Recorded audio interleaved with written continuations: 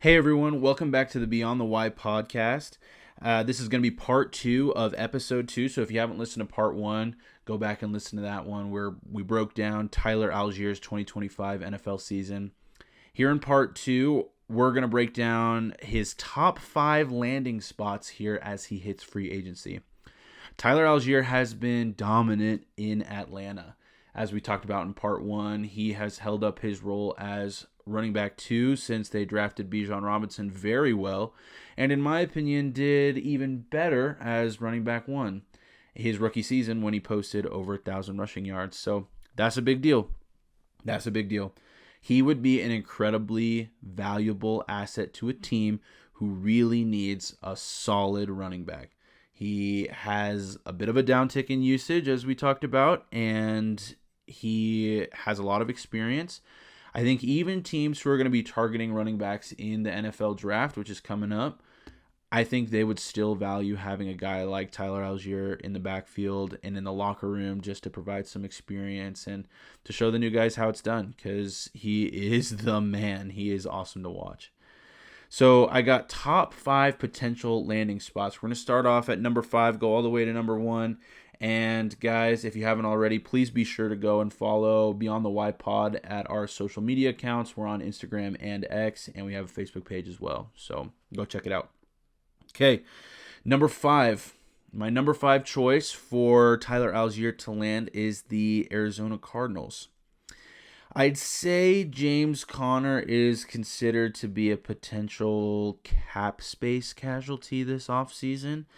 But regardless of that, Arizona put up the second worst rush offense in 2025. Allgeier would be a potential solution to that problem. Now, the reason why this is at number 5, first of all, not too many teams actually need high-level running backs like Tyler Allgeier is. I think all teams could use him, and it would be fantastic. As far as his options go, he needs somewhere where he can go and really break out. And this is a good place to do it. However, a downside to this option is the quarterback situation. But it could be an upside, I guess, depending on how you look at it. This is no shade, of course, to Arizona's third-string quarterback, Mr. Keaton Slovis out there. But Arizona would be more reliant on a running back, on their run game, if things with Kyler Murray don't exactly work out. So, take that for what you will. I kind of had that listed as a downside because the pressure is going to be on him. It's not going to really allow for him to excel in that first season, with a new playbook. But to be honest, it could be an upside. He could have a really great opportunity to go out there and show his skills. So just depending on how you look at it, I guess. But in addition to that, Mike LaFleur, it's his first season as head coach in Arizona, and that's a big deal. He's a Sean McVay coaching tree guy and could really, really use Tyler Allgeier as they try and restart this team out in Arizona. So that's my number 5 choice for Tyler here is the Arizona Cardinals. Number 4, I think, is a team that might surprise people. It's definitely not anybody's first pick as far as where they'd want a player that they really like to go. And BYU fans, I know we all really like Tyler. So number 4 is going to be the Tennessee Titans. This franchise right now is a tire fire at best, and their running game is the exact same. Another quarterback situation that's less than ideal. I liked Cam Ward a lot in college, but the NFL hasn't exactly been kind to him. So we'll see, but we need a little bit more of that Miami magic. So, and to be fair, Tyler dealt with a lot of quarterback issues at Atlanta as well. So going back to the Cardinals and into the Tennessee Titans here, he's got some potential to work that out. And he's got some potential to really shine in those moments. So Tony Pollard and Tyjae Spears would be his competitors, but they were disappointing in the last season.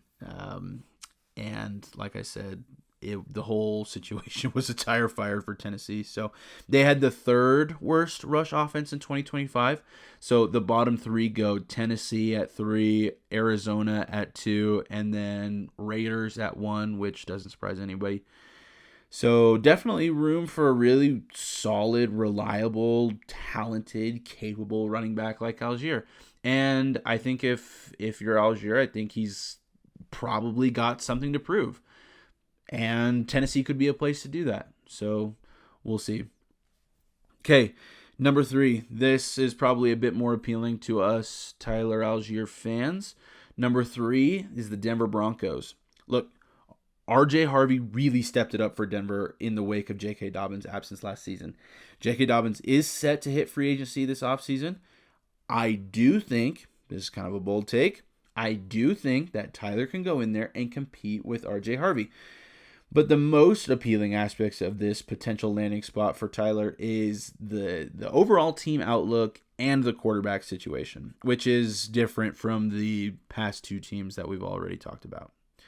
Denver was awesome last season. And say what you will about Bo Nix, I honestly think, this is my genuine opinion, if he hadn't gotten injured against Buffalo, Denver wins the Super Bowl last season, for sure. I think they were a better team than Seattle. Even though I think Seattle was a great team, I think they were a better team than Seattle with Bo Nix. And I love that for Tyler. I think he deserves to be on a team that's really functioning well right now, and I think the future is bright for Denver. I do think that Denver should look into guys like Tyler Allgeier, who's going to be a really solid player.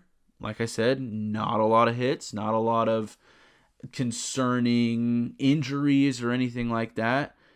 And he's going to be pretty inexpensive for him as well. So they need to arm Bo Nix with some awesome weapons, and they need to establish a run game that's really, really solid and really, really consistent. I think RJ Harvey and Tyler Allgeier would be a beast of a matchup, and it would be a bit more even, I'd say, than Tyler Allgeier and Bijan Robinson, because like I said, Bijan Robinson's all time. But they won't need to rely so heavily on Tyler Allgeier just based on Bo Nix's abilities. I think he's only getting better. Denver did have the number 16 ranked rush offense in the league last season, so leave some room for improvement without necessarily making the rush offense their Achilles heel, where they're going to put a lot of pressure on their running backs to kind of fix the situation. So I think Denver Broncos is a fantastic opportunity for Tyler Allgeier, and I'd love to see him get out there. I'd even love to see Taysom Hill get out there and link up with Sean Payton again. So, maybe we'll see. Okay, number 2. Shout out Seattle Seahawks, who I mentioned in this last one. We're going to Seattle, the Super Bowl champs, much to my dismay as well. And look, I know everybody's going to be talking about, Kenneth Walker III, Super Bowl MVP. I know he was Super Bowl MVP. You don't have to tell me that. I watched the game. Look, Kenneth Walker III is hitting free agency this season, and there are going to be questions raised about his overall playmaking ability. Nobody's questioning his talent. Nobody's questioning his Super Bowl performance or the way that he showed up in big moments. He is inconsistent as a receiver. Tyler Allgeier is not. He's a below-average pass blocker. Tyler Allgeier is not. Seattle was dominant on both sides of the ball, and Tyler Allgeier would compete really, really well in this scheme that they have going on in Seattle. So I'd love to see him out there. I'm not exactly a Seattle Seahawks fan, but I'm a big Tyler Allgeier fan, and I'll cheer for him no matter what jersey he's wearing.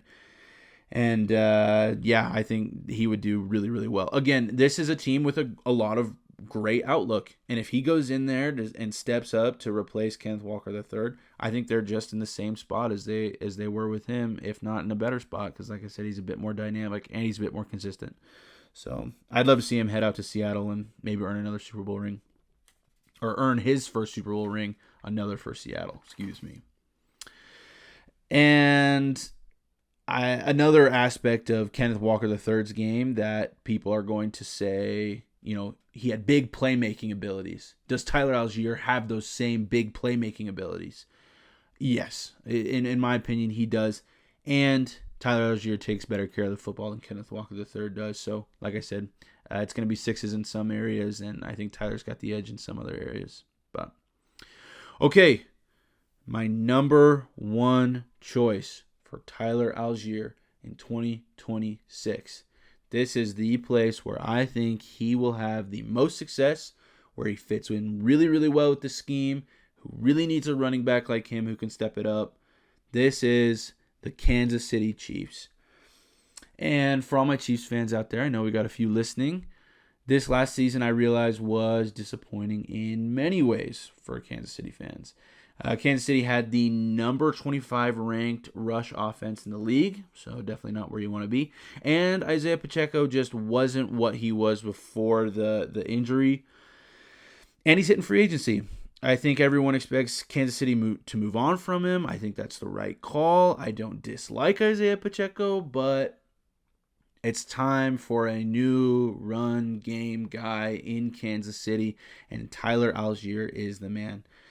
The running back position is arguably the most needed position for Kansas City to fill, depending on, I guess, what Travis Kelce wants to do. But still, I think you can deal without a tight end of that caliber.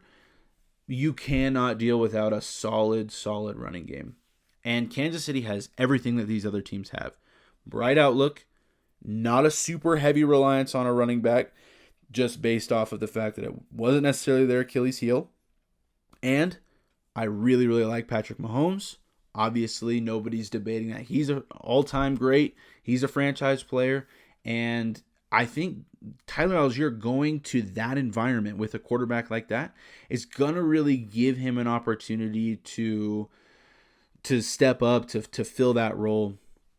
I would even say Isaiah Pacheco and Tyler Allgeier's playing styles are fairly similar. I mean, you've got two really hard runners. You've got two guys who want to take hits, who make guys miss, who get downfield and get into the end zone.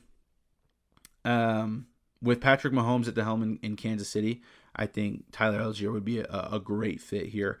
And this is no small thing, a union of Tyler Allgeier with another former BYU Cougar and head coach Andy Reid would be a dream come true for Kansas City fans and BYU fans and myself as well. I think that'd be amazing because I still think Andy Reid is the greatest head coach in the NFL right now. So debate me if you want. Love to hear it.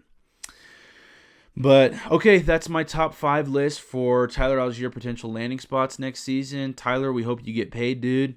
To the listener, sorry, this is a little bit of a shorter second part to an episode here, but wanted to cover this. I think Tyler's got a bright future, and I'm really, really excited to see where he goes next season. Like I said, if you're a big fan of the podcast, please follow us on our socials at Beyond the Y Pod. Be sure to give us a like and a follow. All the support really, really helps, and I'm really pleased with the response that we got from episode 1. So stay tuned if you want more awesome content, and we'll see you guys out there.